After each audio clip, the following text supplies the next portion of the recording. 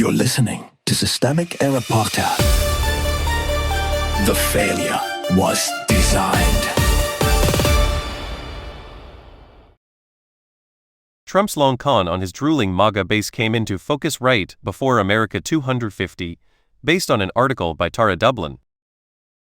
Trump's politics are a con, not a program. Power, not confusion. The source material describes a simple power arrangement dressed up as chaos. Trump uses the presidency as leverage, congressional Republicans as enablers, and public policy as collateral. The Senate's move to direct him to withdraw U.S. forces from Iran after 4 GOP senators defected matters less as a foreign policy story than as a reminder that Trump is not governing so much as improvising pressure points.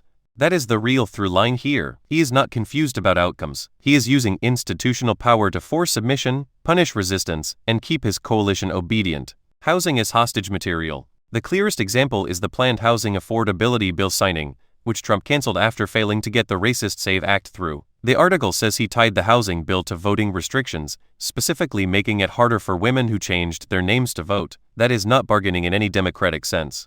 It is hostage-taking. Basic policy relief for housing costs held ransom to a voter-suppression demand. This is where the framing in Washington often gets cowardly. It treats deliberate coercion as if it were legislative friction. It is not friction. It is extortion with a White House seal on it. The reflecting pool lie. The reflecting pool episode follows the same pattern. Trump bragged about arrests for supposed vandals with big knives, but the source says the people taken into custody were innocent and had pulled floating pieces from the pool floor. That is not a misunderstanding. It is a manufactured crime story built to cover failure and convert negligence into outrage.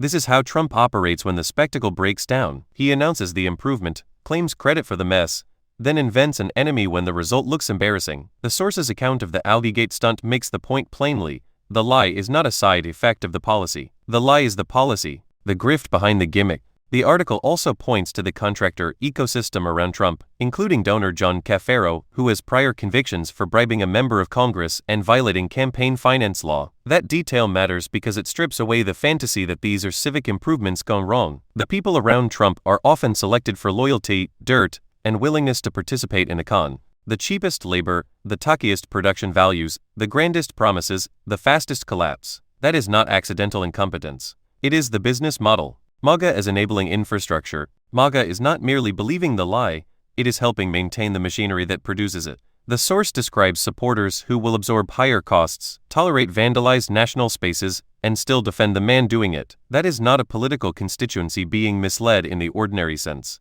It is an audience trained to treat degradation as victory if the right people are offended. The point is not that they fail to notice reality. The point is that Trump gives them permission to ignore it. The real pattern. The larger pattern is authoritarian vandalism paired with scapegoating. Trump breaks things publicly, blames weaker targets, and demands applause for the wreckage. Republicans who know better keep circling behind him when the fear of losing his base outweighs the cost of lying. The result is a politics where public goods become bargaining chips, national symbols become props, and failures are always someone else's crime. That is the system error, not mere hypocrisy, but a governing style built on coercion, fraud, and institutional surrender. You've been listening to Systemic Error. Thanks to Rostoi for today's article. With the automated voice of Marcus, thanks for listening.